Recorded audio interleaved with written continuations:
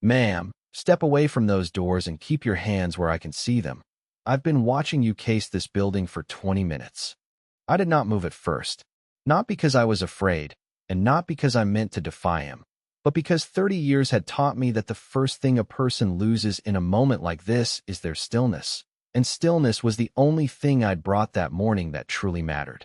I stood at the top of the granite steps of the Millbrook City Administration Building, a paper cup of gas station coffee going cold in one hand, a worn leather folio under my arm, and I let his words settle over me the way cold rain settles into wool, slowly, completely, without a sound to warn you it has already soaked you through.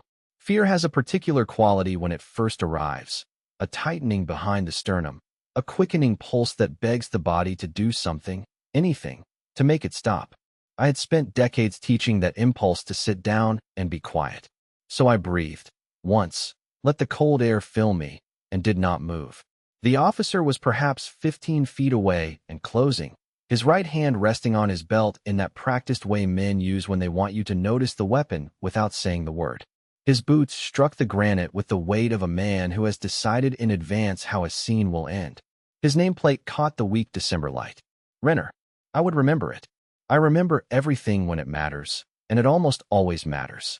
What Officer Bradley Renner did not know, could not have known, because I'd spent the better part of my career making sure no one knew until I decided they should, was that the woman he'd decided was casing City Hall was Coretta Hale, the Attorney General of this state.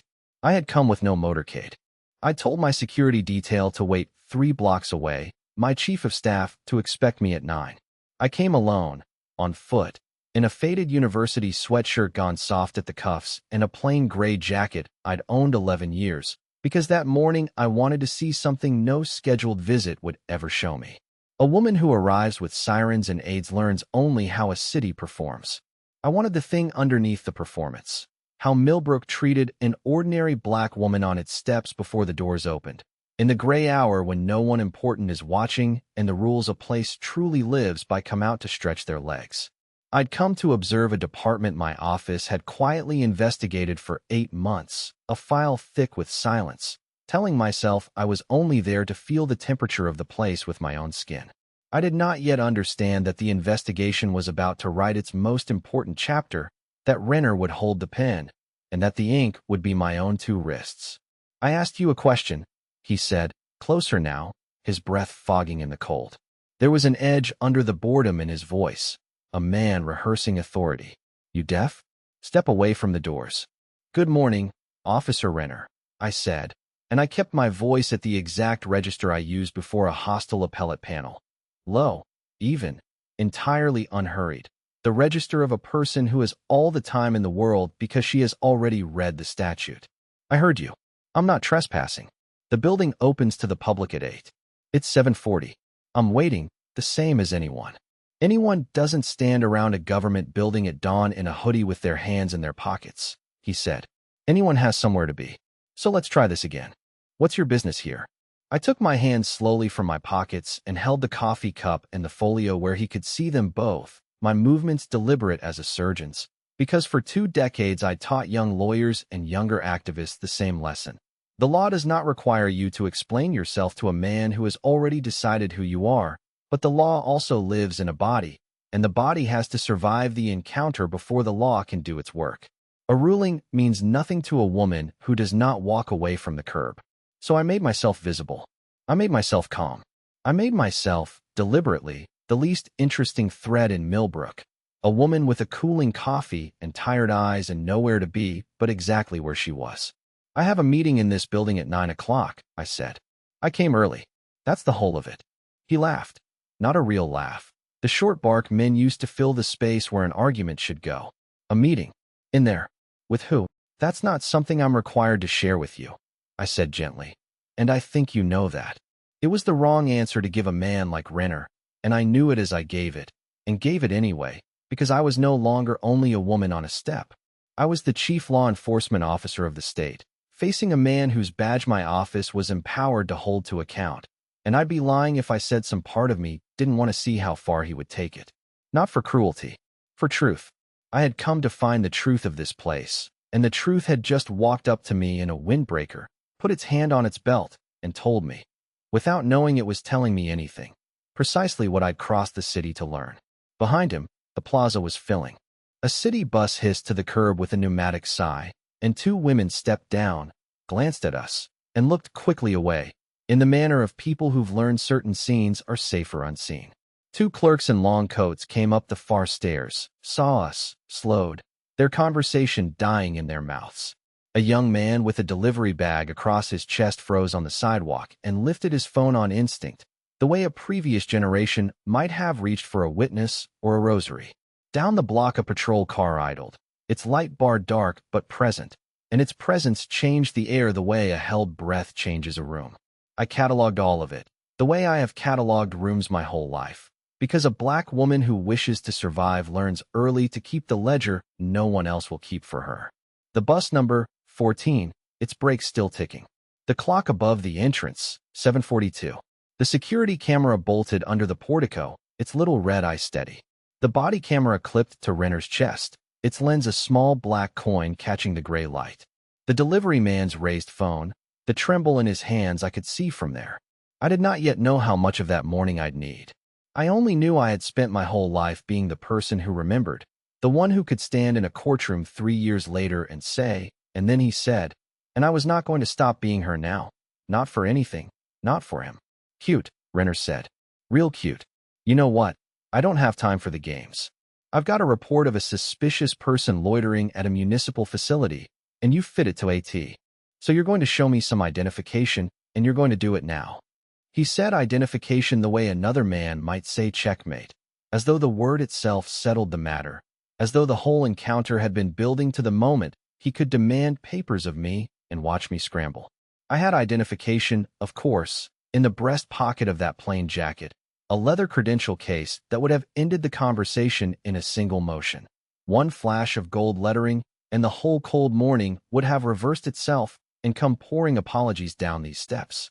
And I did not reach for it, not out of pride, and not to trap him, though I know how that sounds when lawyers and reporters try to make me a saint or a schemer, but because 30 years of law had taught me one thing above all: never let a man tell you the law is on his side while he is breaking it. Let him finish the sentence.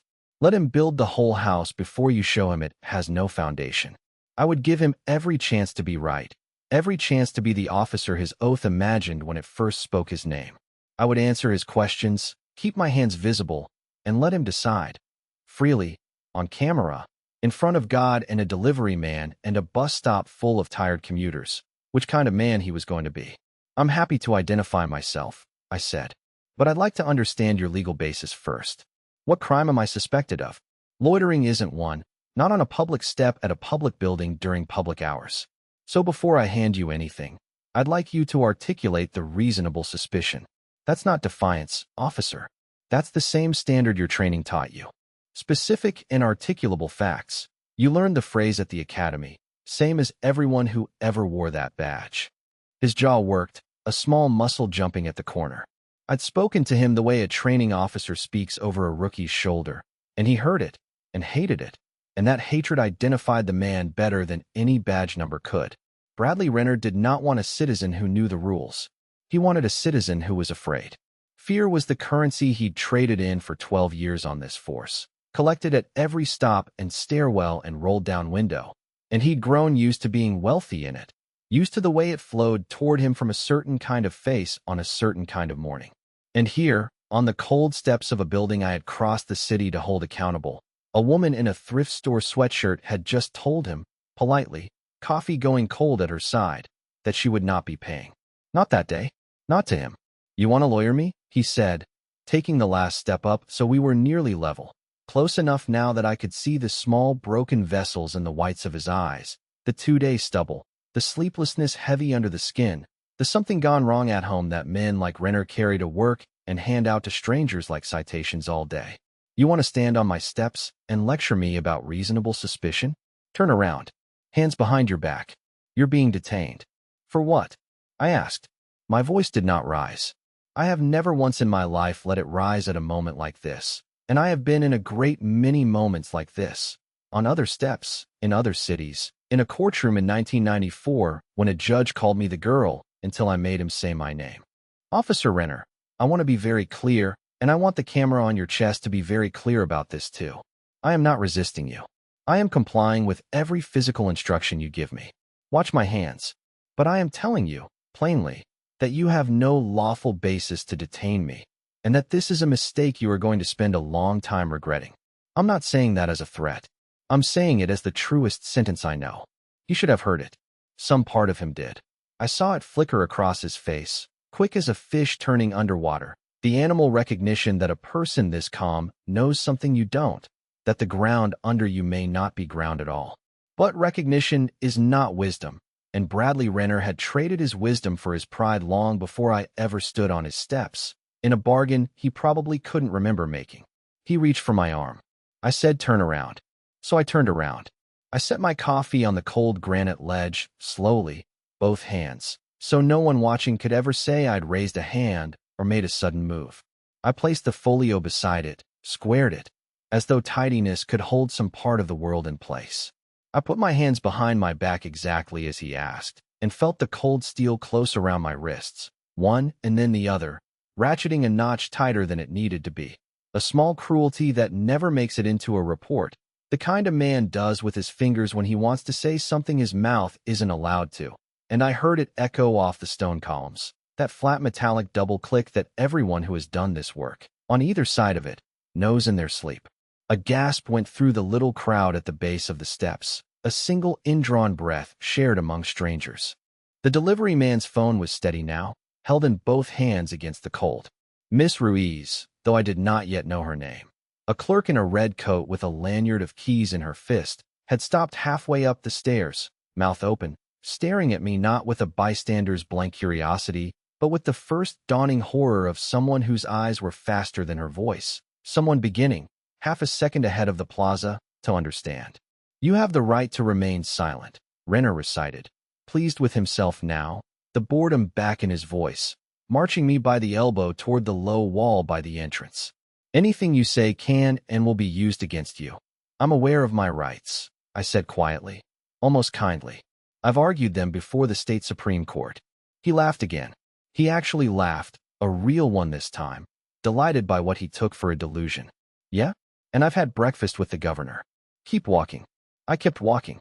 And I'll tell you what was in my mind as he pressed me against that cold stone wall and patted me down with the rough, impersonal hands of a man performing dominance rather than a search, because it was not rage, though I had earned rage 100 times over, and it was not fear, though a woman in cuffs on a public step has every right to it. It was the file.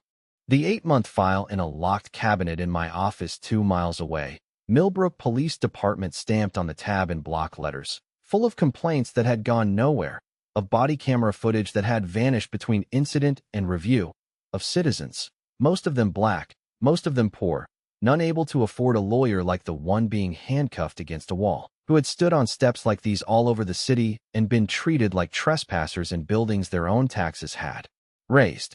For 8 months that file had been made of paper, complaint forms, case numbers, the maddening gray language of no further action warranted.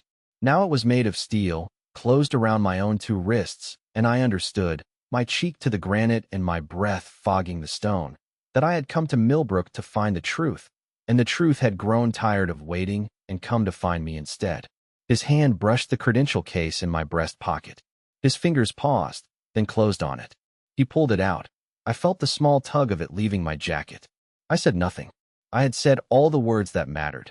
And there is a time in every reckoning when the wisest thing is to fall silent and let the evidence speak in a voice no one can interrupt.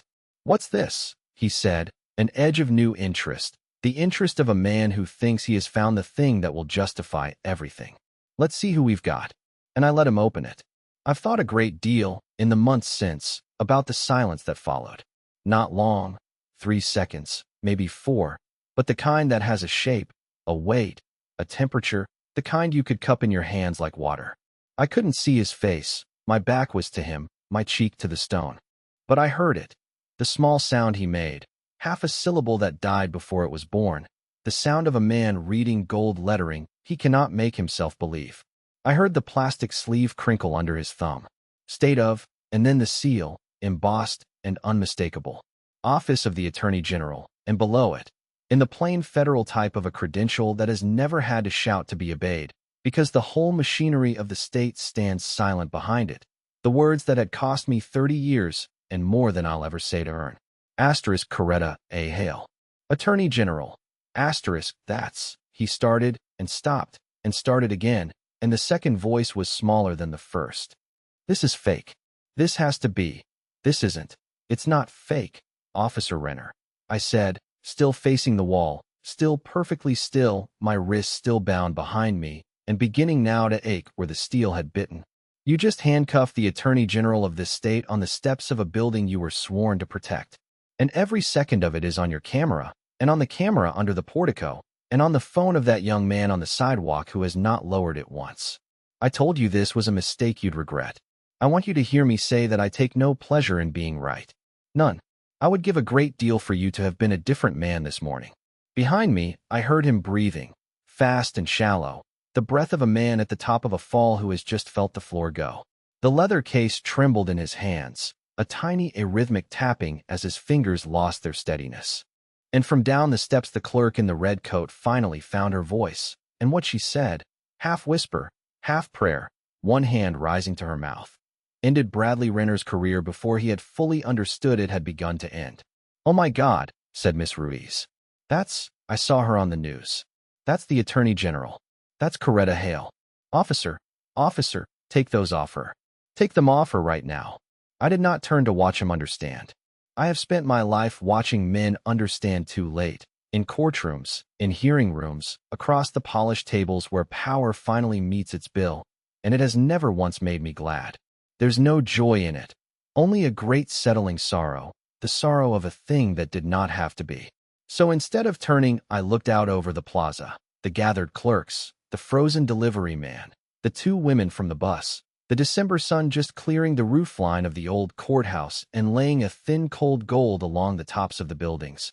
And I waited, cuffed and cold, my coffee going to ice on the ledge, entirely calm, for the machinery of consequence to begin its slow, certain turning. It would take months, moving at the pace of paper and patience, and no faster. It would cost Millbrook $675,000 before it was done, and cost Bradley Renner far more than money, and none of it. I promise you, because it's the only part that ever mattered to me, the pole around which everything turns. None of it would be revenge. His hands, when they finally moved to the cuffs, shook so badly he dropped the key. It rang once on the granite, a small bright chime, and skittered, and he had to crouch for it. This man so certain 3 minutes before, folding onto one knee at my feet to chase a falling key. Sergeant Aaron Malloy, the shift supervisor, arrived at a dead run from the idling patrol car, his radio squawking, his face already gone the gray of a man who has heard 3 words come over the air, Attorney General and handcuffs, and understood in one sick instant that his morning, and possibly his pension, and possibly the whole architecture of his ordinary life, had just walked off a cliff. He was fumbling his own key from his belt before he reached the top of the steps, boots slipping on the frost, saying my title over and over like an incantation he hoped might reach back through time and undo the last 4 minutes. "Attorney General Hale, General Hale. Ma'am, I am so, let me. Renner, get back, get away from her." The steel came off, first the left wrist, then the right, and the relief was physical, a rush of warmth and pins into my hands. I brought my arms around in front of me and looked at the deep red bands the cuffs had pressed into the skin, angry and clear, marks that would fade in a day but testify, in a photograph and a courtroom, for the better part of a year. I flexed my fingers, once, twice, feeling the blood return. I did not rub the marks. I have learned never to show the audience the wound. The record will show it for you, and the record does not flinch, does not exaggerate, and cannot be accused of self-pity. "Sergeant Malloy," I said, reading his name plate the way I had read Renner's, and I turned to face him fully. "Thank you for the key. I'd like you to do 3 things, in this order, and I'd like you to do them exactly." He nodded so fast I half thought his head might come loose from his shoulders. "First, neither you nor Officer Renner will touch, mute, or power down your body cameras. Not to check them, not to be sure they're working. Nothing. They stay on, and they stay recording until an investigator from my office takes physical custody of them. And if a single frame is missing later, if there is one gap in that footage that anyone has to explain, I will personally treat it as the destruction of evidence, and I will not be gentle about it. Do you understand me? He said he did. Second, I want the security footage from that camera under the portico preserved and copied before this building opens its doors at 8 o'clock, and I want the name of whoever holds the key to that system. Third, and here I turned, at last, deliberately, and looked at Bradley Renner. He stood 3 feet away with the emptied credential case still open in his hand, holding it the way a man holds something that has burned him, and he was not a monster. I want you to hear that plainly, because it is the hardest true thing in this account, the sentence I've had to defend most often and believe most stubbornly. He was not a monster. He was a frightened, ordinary, badly made man who had discovered in 90 seconds that the story he'd told himself for 12 years, about who deserved his suspicion, which faces on which mornings were his by right to stop and search and break, had been wrong the whole time, and that the last person on earth he could afford to be wrong about was the one he'd chosen to be wrong about most of all. He looked like a man falling down a well in slow motion, watching the coin of daylight shrink above him, and I felt for him what I have always felt for the people I've had to hold to account. Not hatred, not mercy, but something quieter and more demanding than either. I felt the weight of what the law was about to require of us both, and I did not look away from it. Third, I said, Officer Renner is relieved of his duties on this detail, effective now, pending an investigation that my office will conduct jointly with the state, not the department, not internal affairs, not a review board of his friends. Mine. Sergeant, you'll take his badge and his sidearm and you'll log them both, and you'll do it right here, in the open, in front of these cameras and these witnesses, so that no one can ever stand up in a hearing a year from now and say it was done quietly, or later, or in the dark. You can't just, Renner began, and his voice cracked cleanly in the middle of the sentence, and even he heard how small and how young it came out. I can, I said, not unkindly, because there was no unkindness left in me to spend on him. But I want to be clear about something, officer, and I want these cameras to have every word of it. I am not doing this to hurt you. I take no satisfaction from your ruin, and I want that on the record too. I am doing this because a woman with less money and a smaller title than mine has stood on steps exactly like these, in this very city, and been treated exactly the way you treated me this morning, and no one wrote it down, and no one preserved the footage, and no one ever answered for it. And she went home and told her family, and they believed her, and it changed nothing at all. You did to me in the daylight, in front of witnesses, on 3 cameras, what this department has been doing to people in the dark for years. The only difference between me and them this morning, the only difference, is that you happened to pick the one person in the entire city of Millbrook whose whole job, whose entire life, is to make sure that when it happens, it finally gets written down. That is not your bad luck, Officer Renner. Try to understand that. That is, at long last, after all this time, somebody's very good luck. It is simply not yours. By 8:15 the plaza had filled with the wrong kind of attention and the right kind of witnesses. My security detail arrived at last, frustration and fear warring on the face of my lead agent, David Cole, a good man who'd let me walk 3 blocks alone because I'd ordered him to, and who would blame himself for a year over a thing that was never his to prevent. And I lifted a hand and waved him off from doing anything, but standing quietly at the edge of the steps, watching, because his job had already changed from protecting me to witnessing, and I needed the witness more than the guard. The mayor's chief of staff came sprinting down the interior stairs in her stocking feet, shoes clutched in one hand, hair half-pinned, pulled out of an 8 o'clock budget meeting by an aide who'd said one sentence in her ear. At the back of the plaza, a local reporter, camped since dawn on an unrelated story about parking permits, lowered her cold coffee, tilted her head, understood in an instant what she was seeing, and began, very quietly, to film. And through all of it, I stood at the top step in my faded sweatshirt, my long cold coffee on the ledge, the red band still bright on my wrists, and did the only thing I've ever really known how to do in a crisis, the thing my grandmother did, and her mother before her, which is to become the single calmest fixed point in a spinning room and let every frightened person steady themselves, without knowing it, against your stillness. I did not go to the 9 o'clock meeting. There was no longer any need to slip in and observe how Millbrook treated an ordinary black woman on its steps, because I had my answer, delivered more completely and honestly than any morning of careful observation could have. I had it on 3 cameras. I had it in the fading marks on my wrists. I had it in the shaking hands of a sergeant crouched after a dropped key and the collapsed, emptied face of a 12-year veteran holding a credential case he couldn't stop staring at.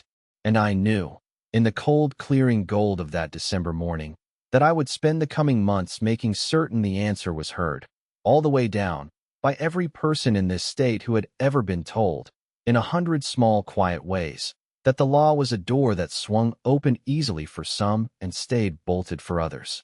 The investigation began that same afternoon, and it moved the way real accountability always moves, not with thunder and music, but with paper and patience and the slow, unglamorous work of refusing, day after day, to look away when looking away would be so much easier. My office subpoenaed Renner's body camera and Malloy's, and every frame was there, unbroken, because I'd made certain of it on the steps in the one narrow window when it still could be. We pulled the portico footage before the janitor finished his morning rounds. We took the delivery man's video, gratefully, with his full and freely given permission. His name was Elias, 23, and he told me, hands still shaking hours later in the conference room, that he'd almost not lifted his phone at all, that everything in him had screamed to keep his head down and walk on and not become part of it, because he'd learned young what happens to young men who become part of it. And I told him that the entire trembling architecture of justice in this country rests, in the end, on ordinary frightened people deciding, in a single second, to lift their phones anyway. Then, with that footage locked and copied and safe, we did the thing that turned one ugly morning on a set of granite steps into something that could change a city. We opened the file. The 8-month file, the one my office had quietly been building on the Millbrook Police Department long before I set foot on those steps in a borrowed-looking sweatshirt. And now, with a name to search, because a man who does a thing once, boldly, in front of the Attorney General of his state has almost always done it 100 times before, in front of no one who could make it count. We searched the file for Bradley Renner. What we found did not surprise me in the smallest degree, and yet it broke something in me anyway, quietly, the way expected griefs do, the ones you brace for and cannot brace enough. 6 citizen complaints in 12 years. A delivery driver detained 40 minutes on a summer sidewalk for matching a description that turned out to be nothing more specific than the shape and color of his own face. A home health aide named Grace, who spent her days bathing and feeding the elderly, and had never in 51 years been so much as laid on a library book, questioned and cuffed outside a client's door because a neighbor called about a suspicious person standing where she stood every Tuesday. A 19-year-old honors student with a scholarship letter in his backpack put face down against the hood of a cruiser in front of his own grandmother's house while she watched from the porch. Every one of the 6 complaints had been quietly closed, stamped unfounded or resolved or no further action warranted. 2 of the relevant body cameras had, conveniently, at the crucial moments, malfunctioned. And every one of the 6 people who had stood where I stood and been treated as I was treated had been, like me, black, and had been, unlike me, without a title in their breast pocket that made a whole city suddenly afraid. That was the whole of it, laid out on the conference table in the failing afternoon light, and I have never found a way to say it aloud that doesn't still ache below the words. The only thing that had changed on those steps that December morning was the identity of the target. Nothing else. The pattern had been there all along, complete and patient and undisturbed, for 12 years. I had simply, for one cold hour, become a member of the very class this department had been mistreating without consequence for more than a decade. And I happened to be the one member of that class with the power to pick up the mirror, turn it around, and hold it steady to the city's own face. So I held it up. I did not sue the city of Millbrook for myself. I want that understood completely, because in the weeks that followed, many people, some who loved me, some whose only job was to advise me, and one national television host who said it to my face under hot studio lights, urged me to take the rightful settlement any court would have handed me and let my own vindication stand as the lesson. I understood the impulse. I even felt its pull, late at night, in the private place where the marks on my wrists still lived. But I have spent my whole life watching a certain kind of justice curdle into a certain kind of vengeance, watching the righteous become the merely aggrieved, and I have never seen that transformation heal a single living thing. A large check written to Coretta Hale would have made a headline for one news cycle and changed nothing for the next Grace, the next Elias, the next tired man on the next cold step. So I did the harder, slower, less satisfying thing. I brought all 6 of them into one room. The delivery driver, Grace the health aide, the honors student, 3 years older now and in his final year of college, and the 2 others whose complaints had lain rotting in a drawer, and myself, the 7th at the table. And I made our 7 claims into one, built not around my humiliation or theirs but around the pattern that connected all 7 of us. And I set the full weight of the office of the Attorney General down on top of it. The city settled for $675,000. And I fought hard, through every hour of that negotiation, over where the money would go, because money is only ever a language, a way of saying what words alone cannot make a city believe, and I meant this money to say the right thing in a voice too loud to ignore. The largest shares went to Grace, and to the young man, and to the others harmed in their own names and never once believed, real restitution, for years of being told by silence that they did not count and had not happened. And the remainder, at my absolute insistence, over real objection, did not come to me at all. Not $1. It went to seed something that had never existed in Millbrook, an independent civilian oversight office, with genuine subpoena power and a standing legal aid fund attached, so the next Grace, the next honors student, the next exhausted man on the next cold step would have somewhere to carry their complaint that was not a drawer where complaints went to die of neglect. The settlement that began with my own humiliation on a set of granite steps ended its life as the foundation of the very thing that would keep others from being humiliated in the dark and forgotten. That is the only kind of justice I have ever fully trusted, the kind that outlives your own grievance, that keeps working long after your wrists have healed, that builds something permanent for a stranger you will never meet. Bradley Renner was terminated. He was decertified by the state board, meaning he would never again carry a badge or a gun under color of law anywhere in our state, in any town, in any capacity, for the rest of his life. And he faced criminal charges for the deprivation of rights under color of law, to which, with 3 cameras worth of himself in the record and no version of the morning a jury could be made to swallow, he pleaded rather than stand trial. Sergeant Aaron Malloy, who had personally closed 2 of those 6 old complaints in years past, was disciplined and demoted. Though I spoke, when the time came, for leniency, because he had done the one thing in the whole affair that mattered most: run up those frost-slick steps, find the dropped key, and take the cuffs off, and because I have never believed a man should be defined for all time by his single worst reflex. The chief of police retired within the year, and the department entered a binding reform agreement with my office. Real oversight, real retraining, real enumerated consequences, all written down and preserved and checkable by anyone, which was, stripped of everything else, exactly what that buried file had been silently crying out for through all 8 of its unanswered months. And Elias, the young man on the sidewalk who had been so afraid, who had so nearly kept his head down and walked on. I did one thing for him too, quietly, that never made it onto any piece of paper but this one. I wrote him a letter in my own hand, on my own stationery, telling him that the entire structure of the law had leaned, that cold December morning, on his decision to be brave for 4 seconds on a public sidewalk, and that I hoped he'd carry that one piece of knowledge the rest of his life. That ordinary people, at ordinary moments, holding up their ordinary trembling phones, are very often the last and only thing standing between raw power and the people that power has forgotten it exists to serve. I have been asked, more times than I can count, whether I was angry. Whether, with the steel biting my wrists and the crowd staring up and a stranger with a badge deciding out loud that I did not belong in my own city, I wanted, underneath all my famous calm, to make Bradley Renner pay. The honest answer, never once dressed up or softened for any audience or camera, is that anger was never the point and payment was never the point, because I had learned long before that morning that the officer who cuffed me was not the disease. He was the symptom, the fever, the place where the sickness happened to surface where a hand could feel it. The disease was a city that had built, one buried complaint at a time. Over 12 patient years, a quiet standing permission.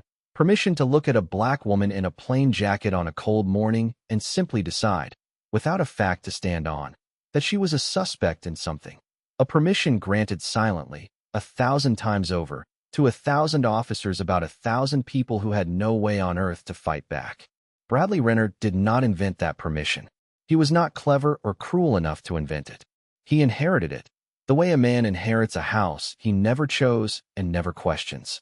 He simply had the history-making misfortune to try to use it, one ordinary morning, on the one person in the entire state whose whole life had been spent revoking it.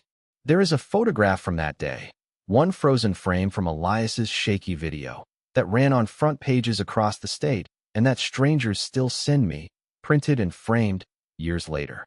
It shows me at the top of the granite steps, hands still bound behind my back, chin level, face perfectly composed, looking out over a plaza of shocked upturned faces toward a winter sun just clearing the roofline of the old courthouse. People tell me I look serene. Regal, one writer said, which made me laugh out loud. But I know, because I was inside that body, exactly what I felt in the half-second that frame was captured, and it was none of those handsome, distant things. I was thinking about the file, about Grace, whom I had not yet even met, and the honors student against the hood of the cruiser, and every soul whose identical humiliation had never been photographed, never preserved, never for one moment believed by anyone with the power to help. And I was thinking that I had spent 30 years being told, spoken and unspoken, to be twice as calm and twice as careful and twice as flawless as anyone around me, just to be treated as merely half as suspicious. And that in that one frozen, brutal instant, the whole crushing discipline of a lifetime had finally become useful, because the very calm that a lifetime of racism had drilled into my bones was now the precise instrument that would convict it. 6 months later, I went back to those steps. Not in a hoodie this time, in the dark suit and the seal and the small quiet armor of the office, because we had come to open the new Civilian Oversight Center, in a ground floor room of the very building where I'd been handcuffed against a granite wall. Grace was there, in a good coat, and she held my hand tightly through the short ceremony, her palm warm against the wrist where the marks had been. The young man was there, in a college sweatshirt of his own now, weeks from a diploma. Elias was in the front row. I had insisted on it, sent a car for him. And when at last it was my turn to speak, I did not talk about Bradley Renner at all, not his name, not his fall, not one word of him. I told them instead the only thing I have ever really known to be true about this long, unglamorous work, the single thing I've spent my whole life trying to make the law finally, actually mean. I told them that dignity is not something the powerful hand down to the powerless as a favor, or a reward, or a gift to be granted and therefore withheld. Dignity is the thing every single person already carries up the steps with them, in a plain jacket, a cold coffee going colder in one hand, before anyone with a badge or a robe or a title decides whether they belong there. And the only real question the law ever asks, underneath all its Latin and procedure, the question every officer and judge and attorney general answers with their whole working life, whether they mean to or not, is simply whether we will honor the dignity that was already, always there, or spend our small brief allotment of power trying, and failing, to take it away. Bradley Renner tried to take mine on a cold morning in December. He could not do it, not because I held a title, and not because of anything printed in gold in a leather case, but because dignity was never his to take in the first place. It never is. It never was. And the day this whole state finally understands that in its bones, the day we have built enough oversight centers and preserved enough footage and believed enough of the quiet, unfamous, uncredentialed people who stand waiting on our public steps in the gray hour before the doors open. That is the day I will finally be able to say the long, cold morning was worth every single thing it cost me. I keep the credential case he opened still, here on my desk, the leather scuffed and darkened at one corner where his shaking hands gripped it too hard. I keep it not as a trophy. I have never wanted trophies, and this one least of all, but as a plain daily reminder of the hardest lesson I know, that justice is not the thunderbolt people imagine, not the dramatic reversal and the swelling music and the villain undone in a single afternoon. It is a patient thing, a slow thing. It is made of paper and patience and the daily, stubborn, unrewarded refusal to look away. It is taking the cuffs off one frightened person and then making very sure, with everything you have and for as long as you have it, that the next one never once feels them close. That is the work. It has always been the work. And on the coldest mornings, on the hardest steps, against everything that argues otherwise, it is still, God help me, the most hopeful work I have ever known.